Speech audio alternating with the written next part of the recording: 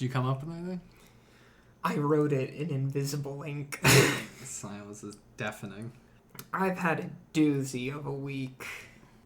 Just work constantly grinding me down, chewing my bones into powder, tearing flesh off, just giant bites of man ripped away from my soul. The gaping maw of insert company.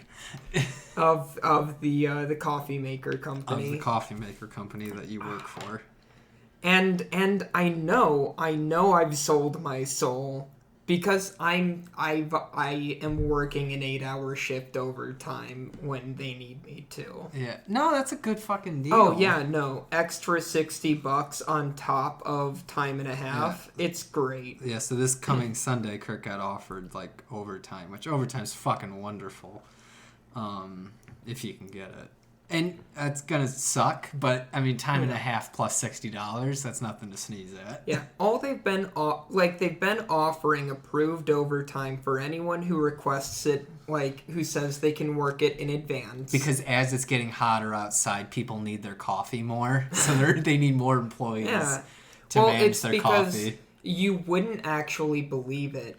But the sun is rising earlier and earlier every morning. Well, that in combination with spring forward means more people are needing coffee in the morning. Except we skipped an hour ahead, so now the sun rises later than it would have. Is that how it works? I don't remember. Isn't it? Well, I mean, we moved an hour ahead of time. So if before it was rising at 6 a.m., wouldn't it now be rising at 7 a.m. because we skipped an hour? I mean, the days are growing longer, so it's going to go backwards again. But isn't that how that would work? No, I think it rises earlier. But we skipped an... But spring... Oh, so I'm just saying, so the sun rises... So this is midnight. No, hang on. So let's just say the sun... Before spring 4, the sun rises at 6:30. Now we spring an hour ahead. The next day, it would rise at 7:30. But, the days are getting longer, so maybe the next day is 7:28, 7:26. But we springed ahead an hour. Wouldn't that be how it works? This is one time on Inside... Oh, wait, no, this goes... Okay, so if you notice, that time we sprung forward an hour, but the sun's going back. But time is made up. Time is just whatever we say it is. The sun is going to rise up when we say, it's just now we're saying it's rising up an hour ahead of when it actually was. No, okay, so, no, the sun is... So the sun rose at, scare quotes, 6:30... And now the sun is going to rise up at 7:30 because we've now decided it's no longer 6:30. Now it's 7:30. This one time Shaq on Inside the NBA was arguing that the moon was closer than California because he could see the moon but couldn't see California. And everyone fucking lost it. That makes sense. In the state of mind I'm in right now, it makes sense. Anyway, people need coffee early because the sun's rising. Dude, when you average over 10 rebounds a game, California can be wherever the fuck you want it to be. Look, all I'm saying is when you're... the Bulls? I don't remember any sports facts, but when you're such a good football player... you're allowed to just end the career of a Ford vehicle. That's shit that O.J. Simpson, when you rush for over 2,000 yards in a season, you can destroy the Ford Bronco. That's like the John Mulaney bit. Imagine murdering someone so hard they no longer make the Toyota Camry. A horrible world to live in. O.J. Simpson ran the ball so far and maybe did something else. We were in the drive-thru, and we saw a Ford Bronco. We did. It doesn't look as good as our memory. It does not look anywhere near as good as the original Bronco, but I am nostalgic for everything the Bronco was. In another strange Venn diagram of our interests, Kirk and I both love the Ford Bronco, a car up until recently didn't exist. So, what happened was I bought an old Ford Taurus. Not old. It was like 2007. I bought it used. And about a year and a half after I bought it, I fishtailed on gravel and went in the ditch and virtually totaled the car. But then it turns out it wasn't totaled.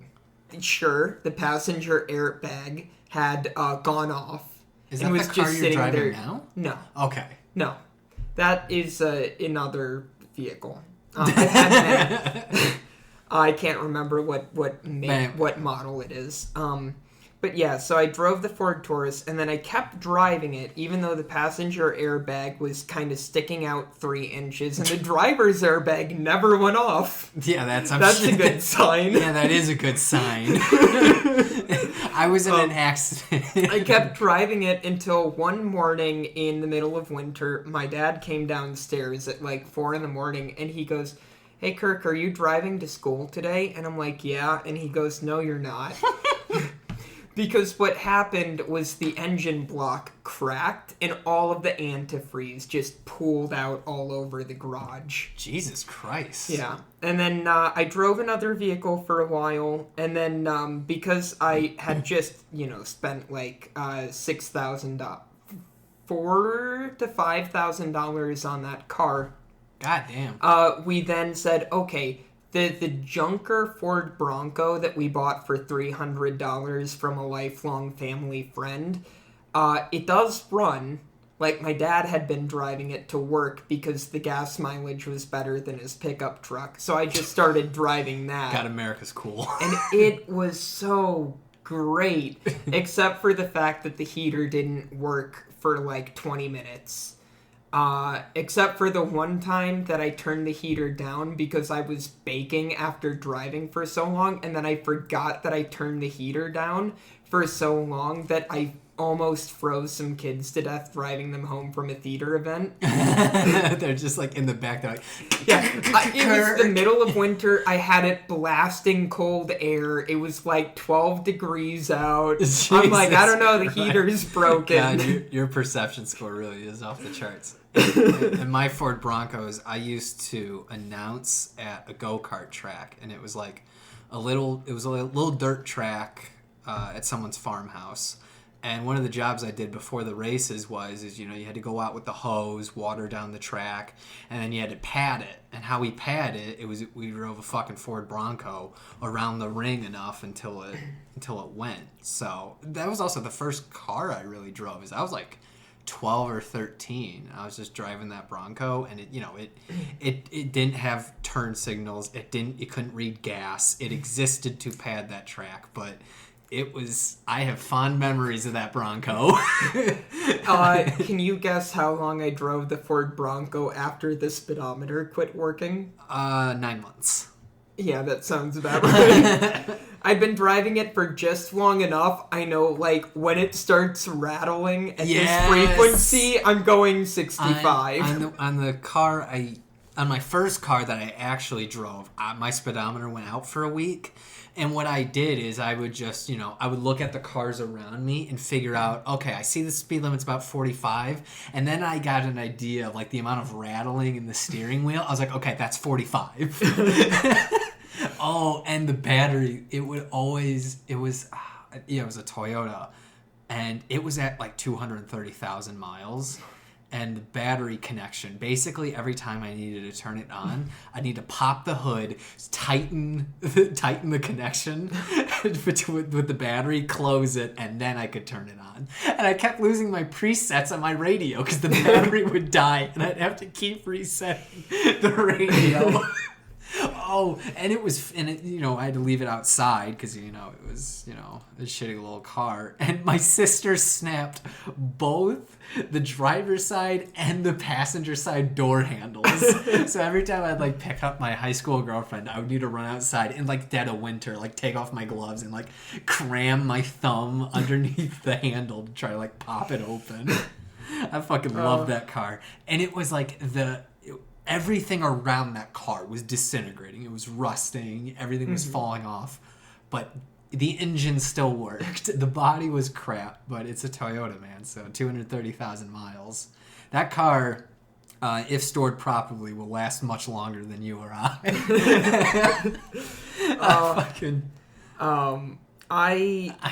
Yeah, and one of the other good memories about the Ford Bronco is it was a 1972 Ford Bronco too. So that thing was a fucking tank. Oh yeah. And I drove They drove to that on the beaches. I drove to McDonald's one winter and I was like, driving through a little bit of slush and I go, okay, this thing, like the brakes are good. The brakes hadn't gone out yet. I'm like, the brakes are good, but I still have to take it easy because this is like a very high center of gravity. And, it's an older car, and we need to be careful here because the parking lot's also very narrow.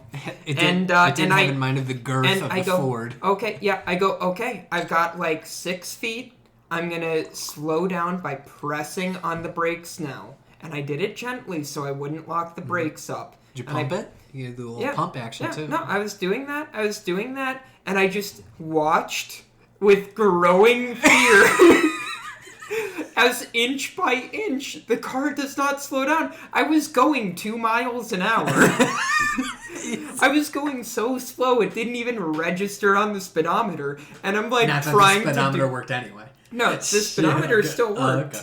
And I'm like pumping on the brakes and I'm like, okay, come on. And I'm just getting closer and closer to a brand new car. Not slowing down any amount. And then crunch. Because the front bumper of the Bronco was steel. And the rear bumper of the car was like thin aluminum. You hit somebody in a McDonald's parking lot? I did. I've known you for 6 years. How did I not know this? I thought I told it. I feel like I would have. Maybe you did. Yeah, if I had to rank cars that I liked, it was the 72 Ford Bronco. What happened after that? Like, did you exchange information? They came out. I was like, funny story. I just started driving this car actually, and the insurance is in my dad's name still. Wait, no, it was in my name.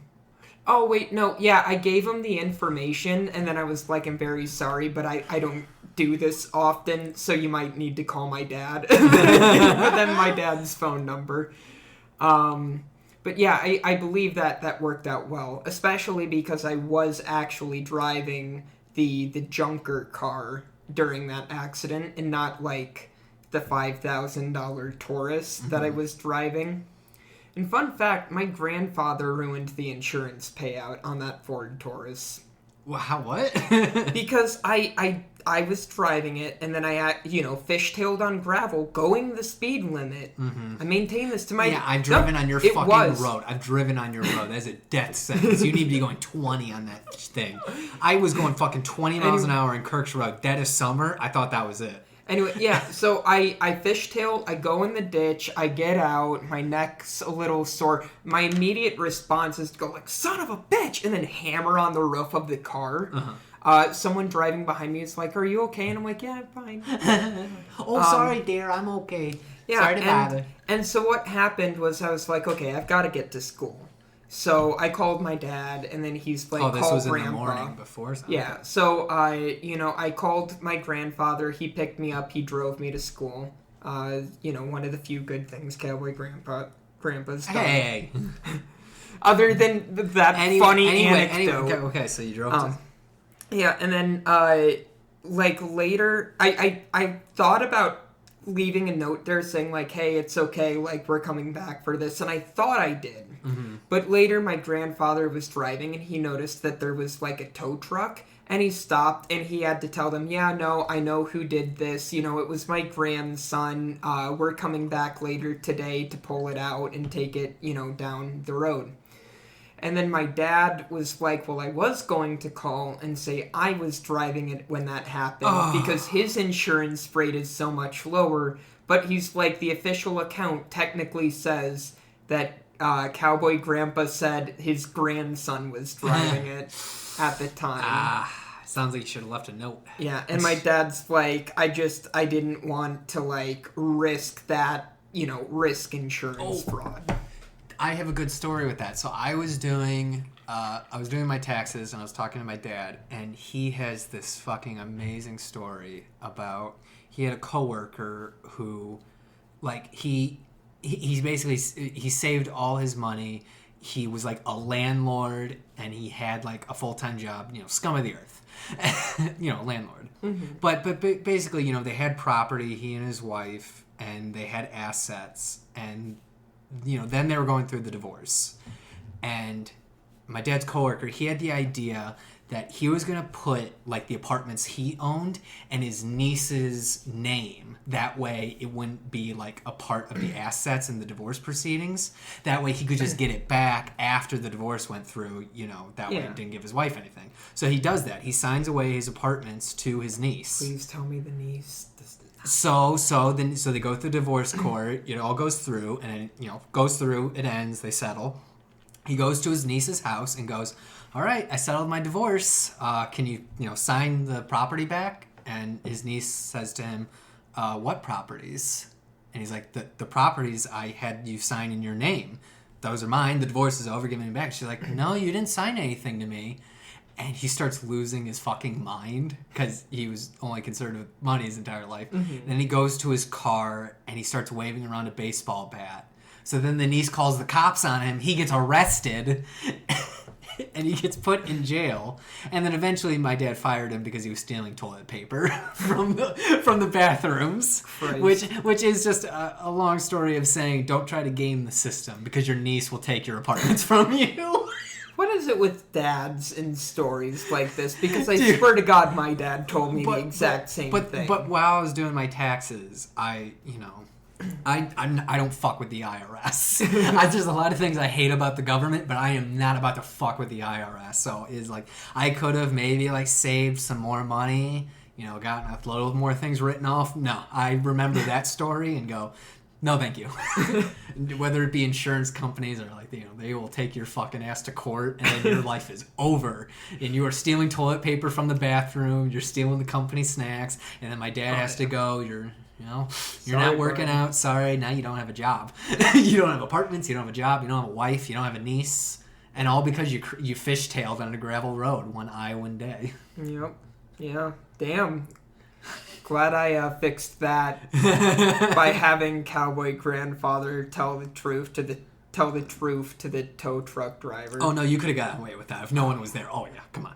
Yeah, no, that was the plan initially. I mean, that was a good plan. I mean, they wouldn't have been able to. Well, that was like the kind of thing we had always talked about. Like in the event of a bad accident, like if we can. Right. Not that we're actually doing that, mind you. One time, so the only accident I was ever in is me and my sister, some of her friends, were going to Six Flags, and we left the house. We were kind of late, so we were hurrying up, and she was driving, and my sister's boyfriend at the time was in the backs, we were driving an SUV, and he was actually in like not the tail because it was an SUV, but he was in the trunk basically, mm-hmm. and he was taking a nap because he had just worked the night before, and we were going through an intersection and we got T-boned. Ooh. And I remember it because everything went in slow motion. I heard like a scream. I looked to my right, there was like headlights, and then everything went slow, and I kind of re-established myself, and actually my high school girlfriend at the time, she was next to me, and I remember because we weren't wearing seatbelts because we just got into the car and we were hurrying. I remember she was in the air going forward, and I remember grabbing her, and we were probably some amount in the air. And I remember my sister was telling me she jacked the steering wheel to turn it right enough to stay upright, and we landed back 4 wheels down, and then afterwards, me and my high school girlfriend, we walked back to her house. That way my sister's boyfriend could say he was in the car and not in the trunk, because that would be a huge insurance violation. It would hurt their ability to claim. So allegedly that happened. Yeah, it's... So I know I've had moments of everything going slow before, and I think the closest I have is every year that I lived in the college town. Granted, very close to my actual hometown, so it's not that big of a deal, but I would have to drive to work, and this The city has like 2 S-curves right in a row on one of the main roads that I had to take every day in winter. And once every year that I drove from that town to work, I ended up like losing it on one of those S-curves. And every time it's like time slows down, I go, okay, how do I turn the wheel so I don't launch off the road into that house? Because it was like kind of on a hill. And the worst year was when I took the turn and then I like lost it and I flip around so that I'm facing oncoming traffic but on the left-hand side of the road. And I just kind of I back up so I have enough headway to see if anyone's like coming, and then I just pull a U-ey so I'm going the right way. Nice. Yeah, the other time was kind of similar. It was like after the S-curve straightens out, I also lost it and ended up like backwards. And then that was easy because all I had to do was get out and go, I don't have to shovel any shit out of the way. And then I got back in my car and I popped it into gear and I just right out of the snowbank. And to cap all this off, now we can talk about the time you and I was almost in a car accident. Yes. So the college we went to, a lot of fucking hills in the area. And Kirk was driving, I was in the passenger seat. It was very slick out because it had just rained, and we were going down a very steep hill.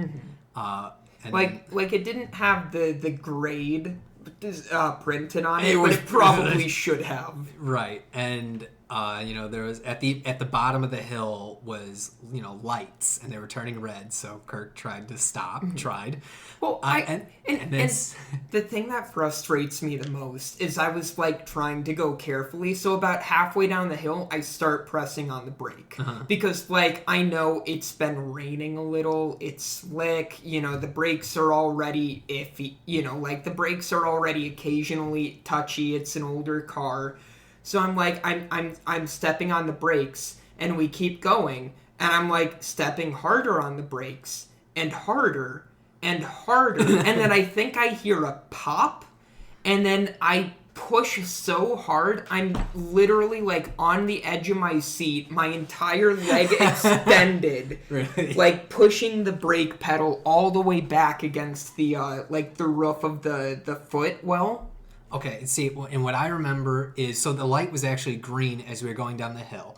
And I was I saw I think it was the ABS light or something like that start flashing.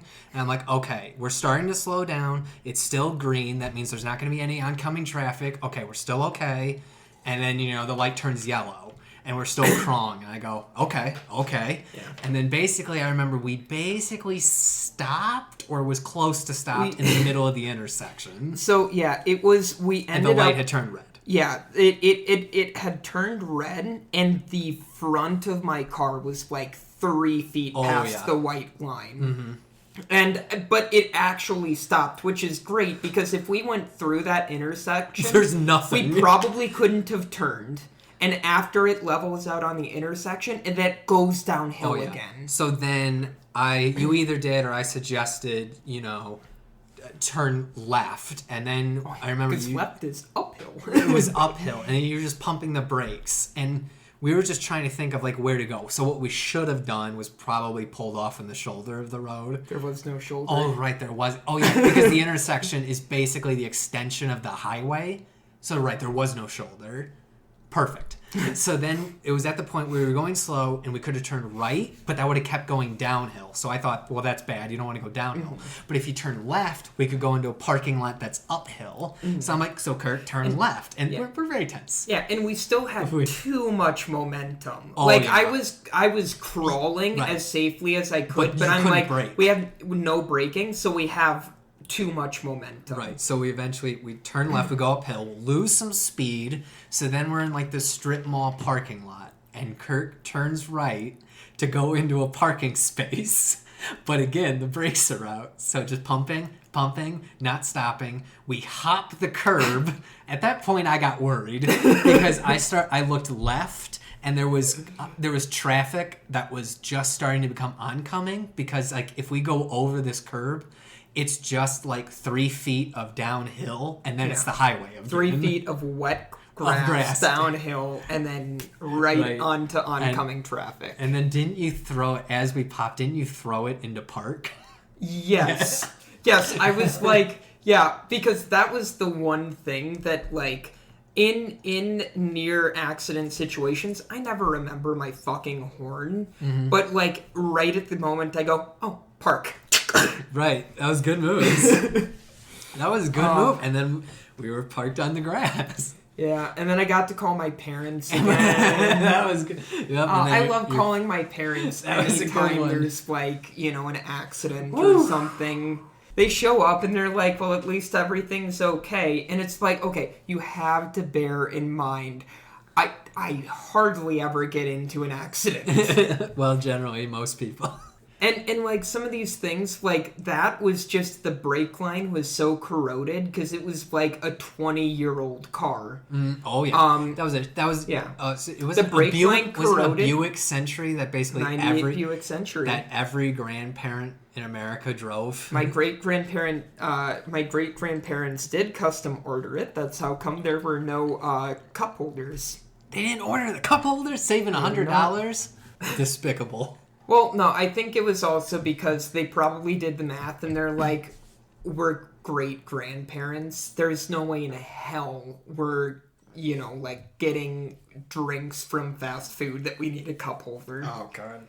I think the biggest near miss I had was I was in high school driving with my sister, and it was slick outside, and I was just driving, and this guy... So I, like, there was, like, I think it was 4 lanes of traffic, you know, 2 going each way. And he was coming out of a strip mall, and he was going to turn right, but then just decided to not turn right and then go straight. And then pulled out right in front of me as I'm going, like, 30 miles an hour. So then I slam on the brakes, but it's slick outside, so I'm still, like, catching like this. So then I, like, swerve left into the oncoming lane to, like, avoid him enough. And I'm like, I'm on the horn the entire time, too. And he swerves a little bit enough right, and we miss each other. Oh, and that's a good... And then I pull into the parking lot, like, that was next to it, and I just, like, start hyperventilating in the driver's seat. My sister's like, you did such a good job. Oh, my God. I think, if I remember... I think I was also in a near miss, but, like, neither of us stopped. We just kept driving. And then one time with the Bronco, actually, I was driving it home from school, and the brakes went out after I got past the last stop sign. So I'm like, thank God for that, because now it's just 2 miles of gravel, and then I can, like, turn into the driveway. So I just measured my speed, because I'm like, I have no brakes. Like, Wait, you lost your brakes again? Well, yeah, like, back in high school, I was driving the Bronco, too. Keep in mind, it was, like, a 72 Ford Bronco. Right. And the brakes went out. It had an AARP code at that point. Yeah, and... God, I wish. But yeah, no, I got past the final stop sign, and I started going, and then I go to slow down, and the brakes do nothing. I keep going the same speed, and I'm like, okay, the brakes are dead. I've accepted this. I know what this means. To accept even the though things you cannot change. I've never had the brakes go out before on a vehicle ever at this point, but I go, you know, I can tell the brakes are out. So I let the gravel kind of reduce my speed. I went like a nice solid 25. I said, okay, my driveway's in like 200 feet, so I'm going to really slow down. And if I overshoot, I just keep going. Like, I'm not going to, like, you know, try driving another lap of the country roads. I'm not going to try, you know, driving in a donut. It's just, if I miss this driveway and I miss that driveway, I'll find a place to park further down the road. Like, and I did actually get it in the first driveway, and I parked it, and then I told my dad, and then he had to drive it 2 miles down the road, the direction I came, to get it to someone who said he would fix the brakes for us. He said he would do it for free, and then my dad paid him in a 24-pack of Bud Light. Aw, that's what you do when you live in the country. That's country payment. You say you do it for free, and then you get beer anyway, because that's what friends are for. That's the one thing. I miss a lot of things about living in the country. That's one of them. Granted, I didn't know any of my neighbors well enough to do shit like that, but I like that mentality. So what I was looking up is, like, my car over a period of time was just getting, like, progressively louder. But, you know, because I'm the only one driving it, it was just getting slowly louder over time that I just wasn't really noticing it. Until I was, but I was just ignoring it. It was getting very loud, especially when you got up to speed. And I picked up my sister from the airport, and I was driving with her for about 10 minutes, and she looked at me and went, "Boy, loud, huh?" And I went, "Yeah, I suppose." And I did a lot of driving on I-90. And as it turns out, I believe it was my wheel, but I don't know shit about cars. I think it was my wheel bearings, my wheel well, but basically it was like steering wheel was rattling very loud over like 30 miles an hour. Mm-hmm. And I was talking to somebody who knows about mechanics, and he's like, "Yeah, that was really fucking dangerous if you didn't get that fixed. Your tires could have just popped off on the highway." Yeah. And I went, how about that? Yeah, I think that's I think that is the bearings. I think it was something expensive. Yeah. But apparently critical. Expensive yet critical. And the real shame is I've had 4 cars in my life, and I've seen 3 of those 4 die, and I need another one before my mom's car that I've been driving for the past while does actually die on me. Yeah, and my current car, I like to say it's a high school cheerleader's car because it's a red coupe that's like cherry red. Love that car, mostly because I don't make car payments on it anymore, so I love it. I sometimes would like the idea of a new car, like those new fresh leather seats, like some features. Yeah, it smells good. I don't even care if it's faux leather. Leather smells fucking great. I love it. Burns like hell. It burns good. Maybe I'm into that. Quit car shaming me.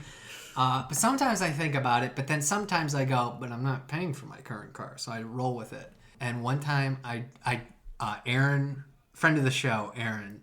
Vasco Aaron. Yeah, no, don't plug him. I'm going to beep that. Beep that part out. He has to pay for that.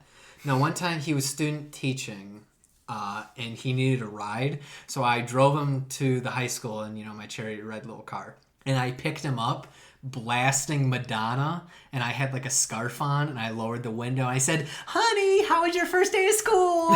And he was like putting his head down and not looking at me as he was walking to the car. It was so fucking good. I remember that story. I think I picked him up exactly once.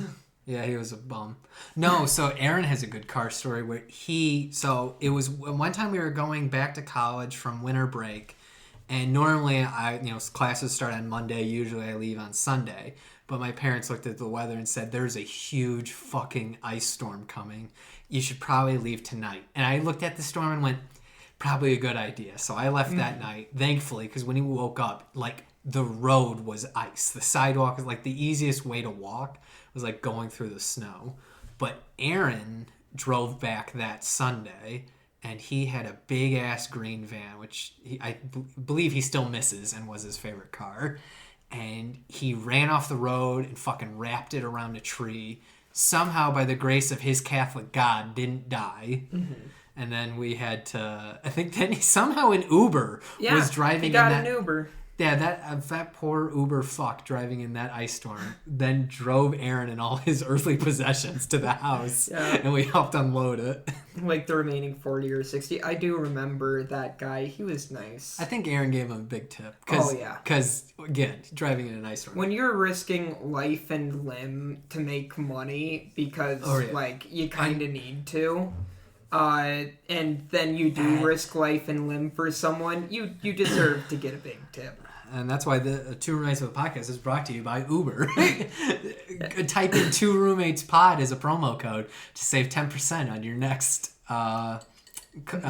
next contractor Fake job. Yeah, and the other thing about that promo code again is Two Roommates Pod. The other thing about that storm is I also was going to visit family that weekend. Oh. And I was like, yeah, I can leave on Friday or Saturday. And we had set this up a week beforehand. And as the days got closer, my family was like, yeah, the storm is supposed... Like, granted, it would have hit you guys first because I think it came from the east in a really weird fashion.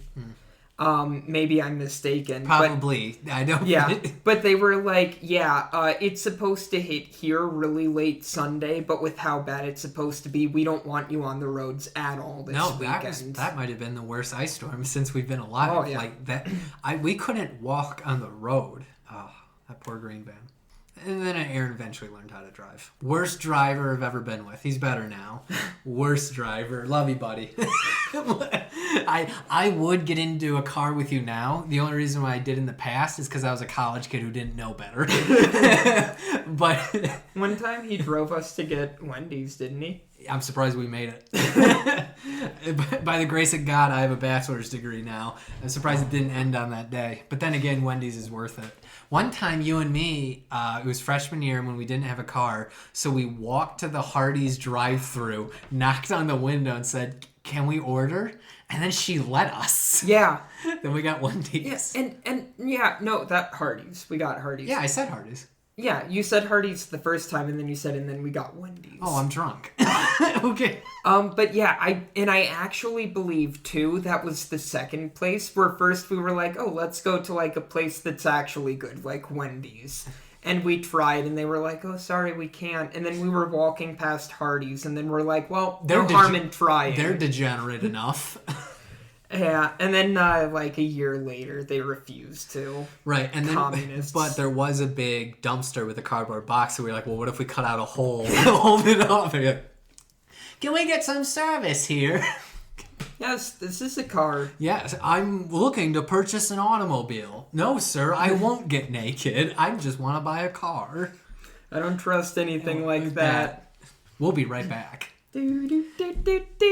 Well, after that cold open, welcome to Two Roommates with a Podcast. I'm Brent. My pronouns are he and him. I'm Kirk. My pronouns are they and them. Boom! A 37-minute cold open. So, at one point I was like, man, we've just been talking for a while. This is nice. I completely forgot we normally introduce ourselves in the beginning. Yeah.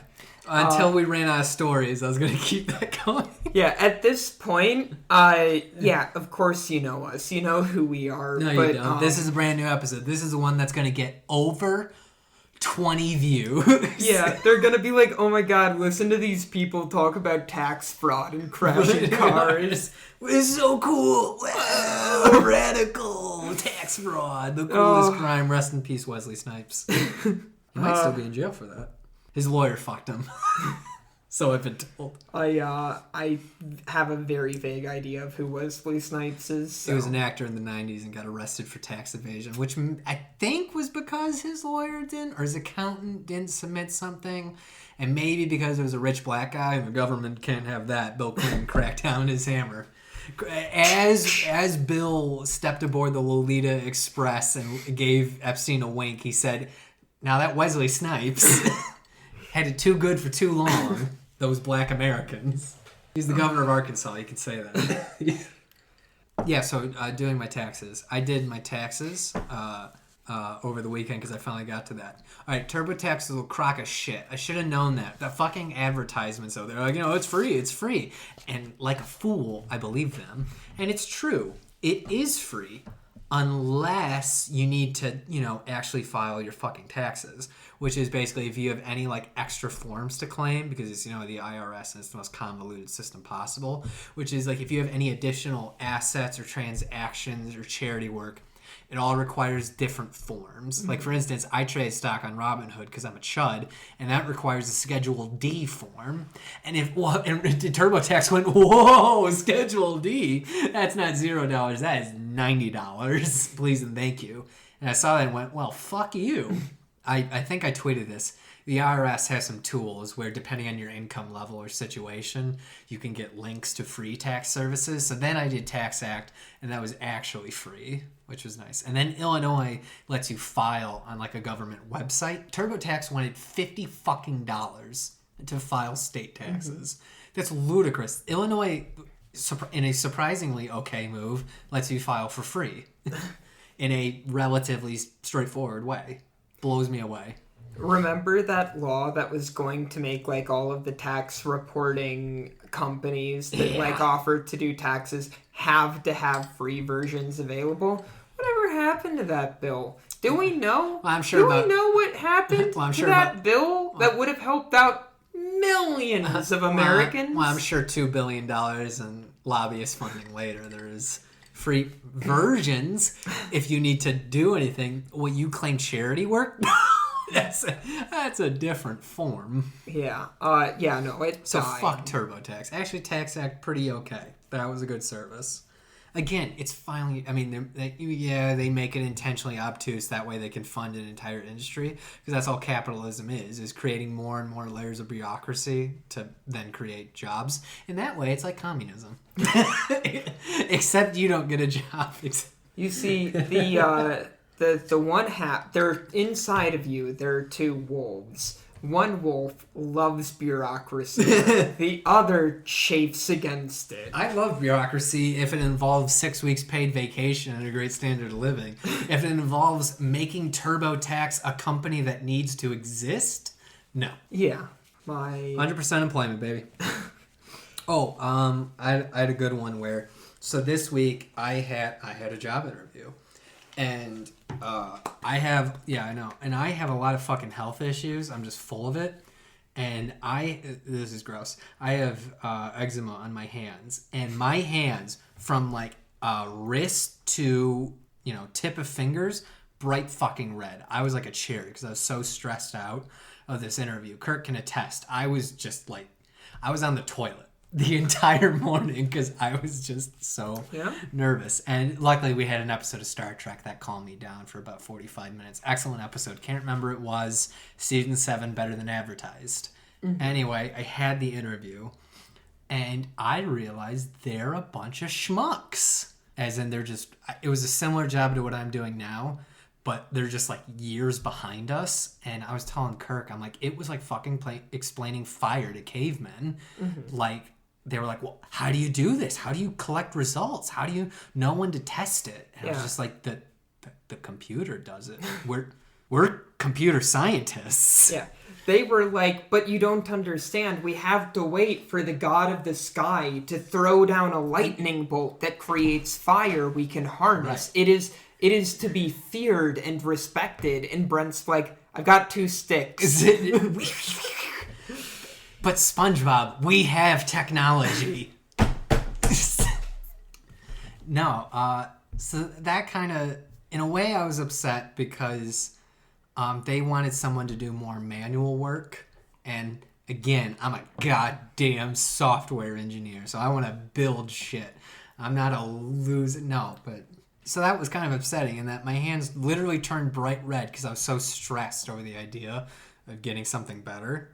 And then just talking to them, I'm like, what the fuck are they doing? They're goddamn cavemen. And I didn't get the job anyway, so what's it matter? Yeah. They said they needed to reorganize the department. And yeah, they said after... you showed up. You pointed out that half of them are redundant. I'd like to think I just got about 6 people fired after that interview. After they all went, boy, computers can do that? They can do what? I got a call from the HR person, and they just said, like, instead they're restructuring the department and it's going to be filled internally. I was like, what the fuck did I just do? And again, I don't think I did anything, but it was weird that they had this position open. I got to the point of an interview, and I went, you guys are doing that? And now the position is no longer filled. Dun, dun, dun. The search continues. Yeah, no, sometimes, though, there are companies that, like, try and encourage moving up in the company, which is all fine and good. I think that's a nice idea. But then it does lead to, like, someone like me, for example, goes, hey, I heard there's an opening doing manual testing of computers. I have no experience with testing software, but I'm sure I can pick up on it. And then they hire me to fill that instead of you. Well, that would be... I don't care. That's fine. You need that job. No, I would like a company that actually, like, gives you new opportunities. Maybe you get a promotion. Maybe you get a raise. Maybe you get training in new fields. Well, apparently, again, in the yesteryears, that's how it worked. We just worked at one place for 43 years. No, my company is perfectly happy paying me the same amount of money until I'm in the grave. But don't worry, I can still be a contractor. Yeah, I am very hopeful. Maybe I'm just reading into it, but I think the email from the guy who's interviewing me tomorrow are actually like, hey, we're excited to be interviewing you because I need out of the coffee maker call center gig. Yeah, it pays great. Yeah, it's full time, but also like I'd like to do a museum job, even if it pays less, even if it's not full time. Like it's your best opportunity for getting into the career. Yeah, it gives me time to exercise. It gives me time to do research. Gives me experience in museum. I'll be counting push-ups if you don't do 100 a day. You don't get supper. Can't do 100. Well, I've atrophied. Sounds like you're not getting supper. But yeah, no, I do want to start doing push-ups again.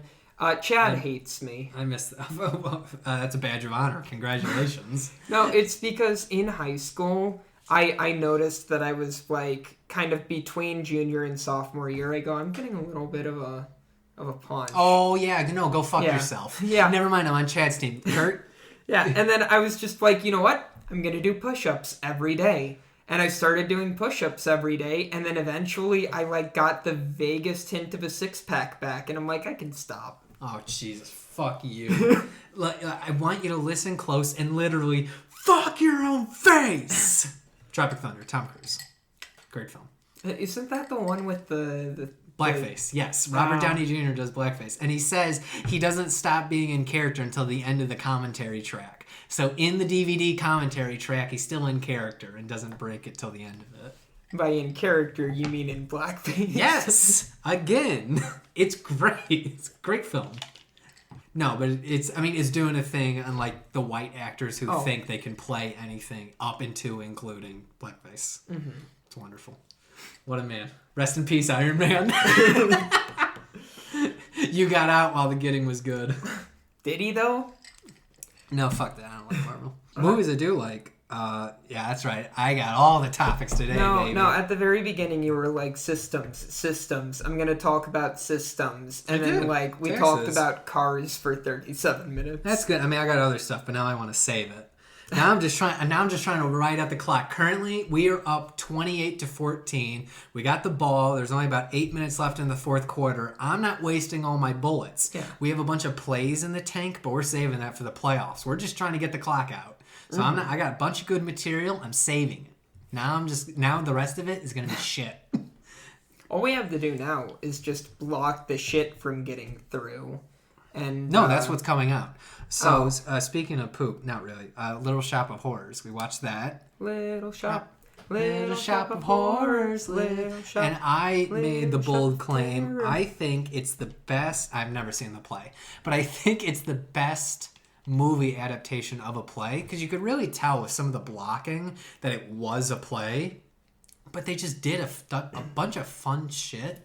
Where, you obviously couldn't make all these cutaways or you couldn't do these, particular set pieces because, the nature of theater, but they were able to do it in the film. And I think really good movie. The set construction was very much like a play, though. And I remarked on that at the time. It's funny how it does look like a play. But, it evokes everything. It's a great musical. Rick Moranis is awesome. That woman has boobs. The play's got everything. Killer play. Oh, yeah, she does.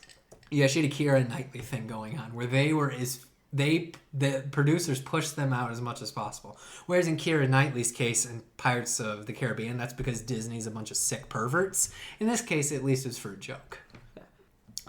Steve Martin's in it, wonderful, great. And I was thinking of other good play adaptations. Sweeney Todd, also pretty good. Johnny Depp. Pretty nice. Crucible, Daniel Day-Lewis. That is my name. I don't think I've seen that. It's Crucible, but it's a movie. If you see the play, you've seen it. I've not seen the play. I know. Jared did the Crucible. I'm sorry, Jared, I wasn't there. Oh, it was really good. He was our friend Jared. He was John Proctor. Really good job. I know you're not listening to this, Jared, but good job. Thumbs up. Jared, 10 out of 10. Jared was a really good actor. He was. I loved going to our school's plays because, like, they were, like, good. Yeah, and it wasn't just because I could go, hey, I know that person. I think I almost fell asleep during the Titanic, but that was more on me than the performance. You know that, like, don't go to a play if you're tired because falling asleep is a really bad look and it will, like, come across to the performers. That's an episode of Curb Your Enthusiasm. Larry David falls asleep while watching Hamilton. and then Lin Good. And then and then Lin-Manuel Miranda gets mad at him. Yeah. Here's the thing about Hamilton, some really good songs. The whole worship of, like, certain founding fathers, not all of them. Thomas Jefferson was a little bit of a dick. But George Washington on high. Yeah, infallible. Wasn't he? No, was that which one was the racist who freed all his slaves after he died? Which is funny. Wasn't that Washington or was that Jefferson? I think the rumor is George Washington freed all his slaves after he died, but I believe... Which I love that. That's, while I'm alive, I'm going to suck every ounce of labor and money from you as humanly possible. I'm going to degrade you for as long as my heart is beating. Once I'm dead, then you can be free. Oh, George Washington. Yeah. But the thing about George Washington is he didn't have a plantation. He had, like, one slave as a blacksmith, and he had one slave to take care of the horses, and it's still slavery. Sounds like he took their surplus value of labor. Fucking apologia. I'm gonna say it's Appalachia. Apologia. No, I'm gonna say apologia, but that is incorrect. Apologia. If I remember correctly. Who cares? Apologia. Yeah. But doing apologia for some inherently revered man who's been dead for almost 200 years. Just like, who cares? Who cares? Why do we have to revere this sick fuck? Yeah, and I'm not even, like, so I don't particularly care for Marvel products, but if someone likes it, they like it, and, you know, it's none of my business. I mean, if they go insane about it at Twitter, maybe you can, like, poke and laugh at it, like, you know, the circus animal that it is. Same thing with Hamilton. Who am I to say who one should or should not like? But yeah, the idea of revering those old fucks as they somehow did something good, which, look around you. The fruits of their labor are in full display. Look around. Is that a Hamilton song? Yeah. Oh, shit. No, okay, so, and the thing about Hamilton is there are really good songs, and Never listened to a single one. The actors and the actresses did a really great job. Daveed Diggs, Leslie Odom Jr., great. I love their songs. Any of the Schuyler sisters, really beautiful singers, great actresses, but, like, the ideology of the show is pure liberalism. And just full, unadulterated liberalism. And it's like, that's right, you can appreciate the technical aspects of it, because I'm sure it's wonderful, blah, blah, blah. But yeah, the actual content of it, despicable. They should feel ashamed. Hear that, Lin-Manuel Miranda? We're coming for you. Fuck. We're coming for you. I'll tweet something snarky now I want. No, because we can't handle that ill repute. Yeah. The only other, going back to plays that became movies, 12 Angry Men, very good. Did you say you've seen the movie or just the play? No, I've seen the movie and the play, and I much prefer the play that I go back to every now and again that was just done by, like, 12 actors in, like, Milwaukee, filmed on, like, a VCR in the year 2012. Like, I kind of like that more. I don't know, it feels a bit more, like, personal, like I'm there than the film does. No, I've only ever seen the film, and I really like it because Henry Fonda has a lot of fun in it. But it explores nice things about prejudice, the fallibility of, like, you know, an eyewitness or certain assumptions you make. It's like just, it's kind of, I don't know, it's positive. It's a positive movie that tries to explore, like, you know, nice things. And for 1950, whatever it was, it's pretty progressive, I suppose. It's like, maybe you're being racist, not because you are a racist. I mean, you are, but also because you have unresolved issues with your son because you raised him with a toxic parenting manner. And it is 12 Angry Men because it's basically just 12 white men back then just deciding the fate of every person. But then you could even look at it and be like, without basically Henry Fonda, this is what the judicial system is. It's just 12 people going, yep, kill him. Yeah. And he's guilty. And I think some of the so in the movie and the play that I've watched, there's one character who's like implied to be Italian or like he's some half Eastern, or quarter Hispanic.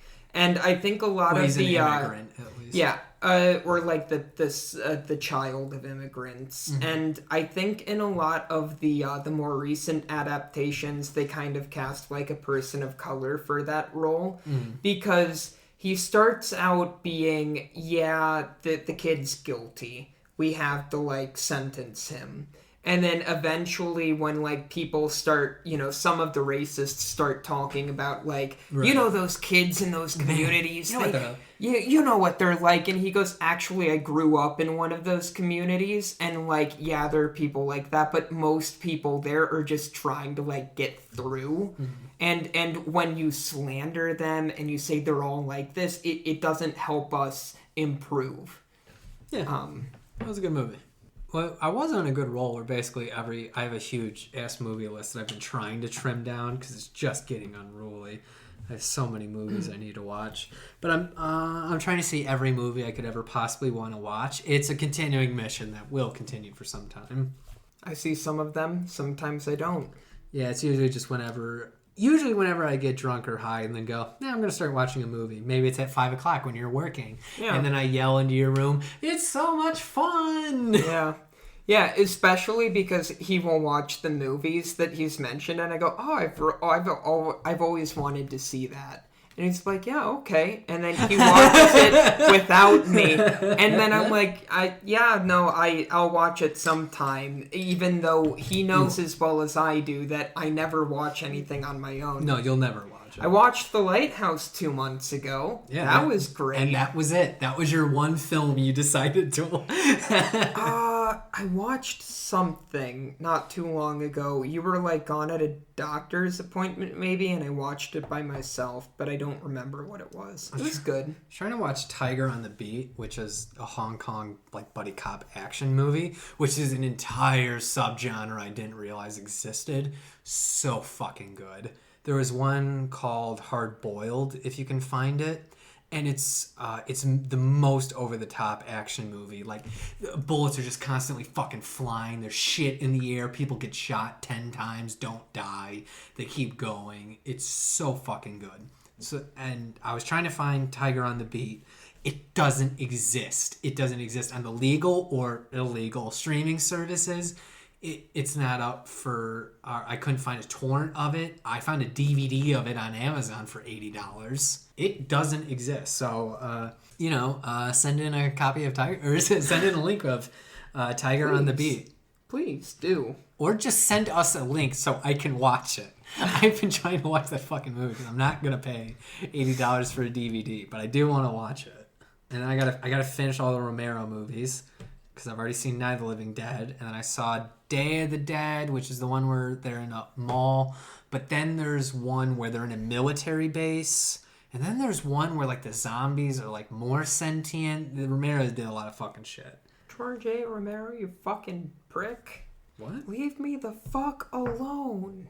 What's that from? That's the Michael Jones Rage Quit playing the Arctic Zombies. Jesus. I watched it so many times in high school, certain quotes are just burned into my brain.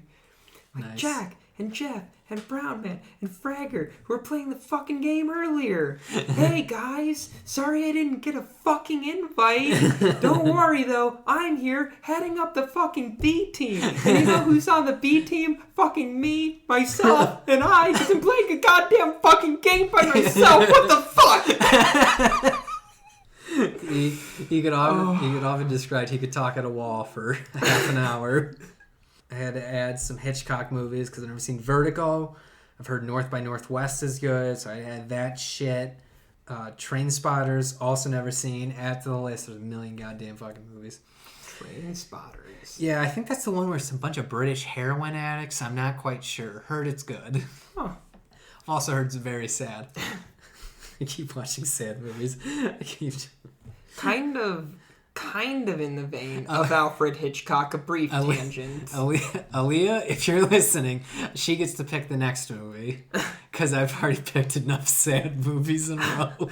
But we're watching The Thing eventually. John Carpenter's The Thing. 1984? Watch it. Don't watch the 2011 one.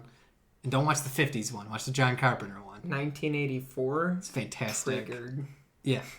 Kind of in the vein of Alfred Hitchcock is this one post that I like, and it's someone talking about the Twilight Zone, and they're like, my favorite episodes of the Twilight Zones aren't ones where they like talk about morals or anything. It's the ones where it's like, wouldn't it be fucked up if that happened? Anyway, I'm Rod Serling. Damn straight. Yeah, and they're like, like two astronauts are like, exploring the moon, and then they come across the dead bodies of themselves, and they're like, what the fuck, and they try to make sense of it, and then they realize that they've been dead this whole time. They're like ghosts, and they found their dead bodies, and then they completely forget it happened, and they keep going on in perpetuity, discovering their dead body and existential horror. Anyway, I'm Rod Serling. Our friend Cal is student teaching. I won't say in the country just in case they want to keep their anonymity, but they're student teaching abroad. And he was saying, he's teaching English, and he keeps having to watch the Polar Express. He's watched the Polar Express 12 times this week. And for a moment, like when the class isn't teaching and he isn't having to watch the Polar Express, suddenly he hears the Polar Express thing coming from the orchestra room. He can't escape it. Yeah, the band is playing a song, and he's like, what is that music? It sounds so familiar. And then he goes, what the fuck? And my favorite part about that is he was like, oh my god, thank God, they finally stopped. And I messaged back, I was like, don't worry, we'll return to regular Polar Express music in a couple minutes.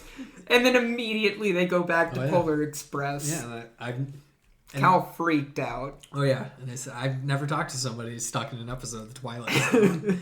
It's like, it's the Uncanny Valley movie where it looks like Tom Hanks, but it's not. Oh god, the hot chocolate. Oh god, get away from me! So I had to watch Polar Express every year since it came out in elementary school, and even in middle school, and occasionally in high school I had to watch it. Now that I haven't seen it in like 8 years, I kind of want to watch it again. I mean, it's not a bad movie. We're not saying it's not. It's just that if you have to watch it about 12 times in the middle of summer or in the middle of spring, it probably gets a little unnerving. Even when you have to watch it every single year in elementary school. And then every day you wake up and they go, Mr. Cal, you ready to watch you ready to watch Polar Express? And he goes, but we just watched it. What? No, we haven't. We're supposed to be today. Didn't we watch an episode of The Twilight Zone, and it was essentially like, what if a man got so lucky flipping a coin it landed straight on its edge, and suddenly he can hear everyone's thoughts? That was a good episode. Yeah. It was. Fuck you. Yeah, The Twilight Zone's a really good show. The premise of how he comes to listen to everyone's thoughts. Yeah, who cares? The only thing that matters is what the show's doing. It could literally go, what if you woke up one morning and could hear everyone's thoughts? Yeah, it's the fucking Twilight Zone. But I guess you need to resolve it by having him go back out to the beggar and asking for, hey, can I see that quarter I flipped? flip it, lands on its side. And we watch a fucking show where a man in space with a bunch of shit on his forehead is raising his son, but actually it's his son from the future. And he goes, whoa! So, yeah, shows are weird. It's fine. Isn't that a little fucked up? Anyway, I'm Rod Serling, and this is the Twilight Zone. He says that staring at the camera. I do agree with that sentiment, though. And people had originally responded to the thing, and they're like, Black Mirror. And the person's like, no, the thing about Black Mirror is it is all morals. It's all, like, trying to hammer a point home. Just weird shit. Sometimes in the Twilight Zone, it's just like, I don't know, fucking doors don't open and you're trapped in your house for the rest of your life. You like reading books? Well, now you're blind. Fuck you! I'm Rod Sterling. No, I had time. What if you woke up, but all your garbage bags was replaced by Pepsi cans? Anyway, I'm Rod Sterling. A little fucked up, don't you think? What if the air humidifier spits out sand? Oh my god! It's so dry. I'm Rod Sterling. Oh. What if you could drive a car, but it had to be a 1977 Ford Bronco? Yes! But you don't have a speedometer. I don't care. That's fine. Well, let's go to McDonald's. I've only been lucky enough that, like, the 3 times I've been pulled over, every time I've been let off with a warning. God, I was just like... The last time, the cop was a fucking asshole. The first time I got pulled over, and he's just like, hey, do you know how fast you were going? And I'm like, yeah, I'm very sorry. I was going like 60 miles an hour. And he's like, why were you going so fast in a 45? And I'm like, I just left an orchestra concert, and I'm a little hyped up on caffeine, and I'm sorry. And he's like, I'm going to need your license and registration. So he takes it. He gets in his car. I imagine he goes to enter it in, and he sees, like, learner's permit until my birthday. And it's 3 days before my birthday. And he just goes... That would fuck you. Yeah, that would fuck me. It would mean I wouldn't be able to drive for, 2 years. So is that the third time you got pulled over before your license was... No, so that was the first time. He just came back. He's like, watch your speed, okay? And I'm like, yeah, okay. The third time I got pulled over, I was driving home from a wedding in central Iowa. I took, a route that is not, I-80. Because why not? You might as well try a different road every once in a while. And then I was like, I want to go on a detour and see what Moscow, Iowa looks like. There's nothing there. Yeah, you're in Iowa.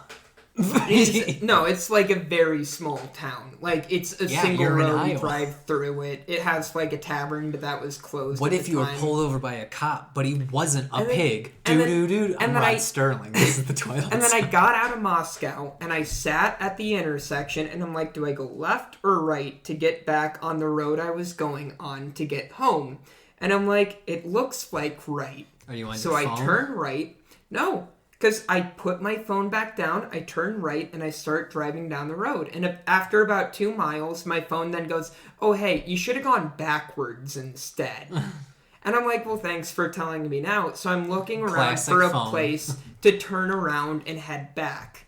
And there's headlights, quite a ways back. And I think nothing of it. And I pull in to a small business. I pull in all of 10 feet. I kind of turn around. I do a 3-point turn in the parking lot. And I start driving down the road. Technically, the headlights weren't behind me driving up to that. They were in the distance right after I did the turn. And then the headlights get closer and closer and closer and closer. No, behind me. Okay. And then suddenly the lights go on. So I'm like, fuck. I pull over. He comes out. He's like, what were you doing there? And I'm like, turning around. And he's like, you were turning around? And I'm like, yes, I was. Did you get out of your car at all? No, I did not. I was turning around. And he's like, why were you turning around? And I'm like, I needed to turn around. And he's like, why did you choose there? And I'm like, I live in the country. If you need to turn around, you do whatever comes up. Dude, imagine if you weren't white. Yeah, I know. He was a real fucking prick about it. And that might have been a summer like I was outside for a little bit. So maybe he look Puerto Rican. Yeah. We haven't had a Puerto Rican in Iowa since 1882, and you know what happened then. And he went back. He did the thing. He came back. He was very rude, telling me never to turn around in a private business's parking lot ever again. It's fucking illegal, you fucking pig. Yeah, I know. What He's the fuck? It's technically trespassing, and I'm like, I turned around. I did a 3-point turn. I didn't stop. What do you mean trespassing? It's a fucking parking lot, you fucking animal. Yeah, Jesus. Fuck the police. Yeah, and I don't even think he was like a cop. I think he was an Iowa State trooper. Which that means you were legal, because you're a taxpayer. That was in your legal authority to take him out. I should have. I should have been like, sir, do you know what I have strapped to my waist? And a single pocket knife. Well, that's it. Is that it? Yeah. I'm very sorry. I didn't come with anything to talk about because I've had a doozy of a week. No, we got it. But yeah, next week we should be better off. What are you talking about? What do you mean? I had plenty of time. No, it was a great episode. Yeah, because you weren't. Yeah, it was a good episode. No, I'm just saying. On Cars for 40 minutes, and I talk about whatever bullshit I talked about. Yeah, no, I'm saying like next week I should actually come with things to talk about. We had car stories. There was plenty. Well, but like a list of things to talk about. But you would have wrote down. I hit a car here. I almost lost my brakes here twice. I almost did that. Yeah, I've lost brakes 3 times. Did you get out of your car? What a fucking asshole. Yeah, what a fucking prick. And the thing is, you fucking get one gun and you suddenly think you're hot shit. And the thing is, too, he was like a little far away, but not like so far away he couldn't see the car pull in, do a 3-point turn and leave in less than 30 seconds. What a fucking asshole. Yeah. Anyway, thank you for listening. If you would like to follow us on Twitter, you can at 2roommatespod. If you want to give us money on Patreon, please do. We'll no longer send lewds. That's against the rules. But we'll do a bonus episode eventually. I think the Patreon's 2 roommates with a podcast, or 2 roommates pod, 2 roommates podcast, some shit like that. It's in a link in the description. I couldn't find it searching on Patreon it's in the description looking below. Online. It's in the description. Okay, bye. Thank you. Bye.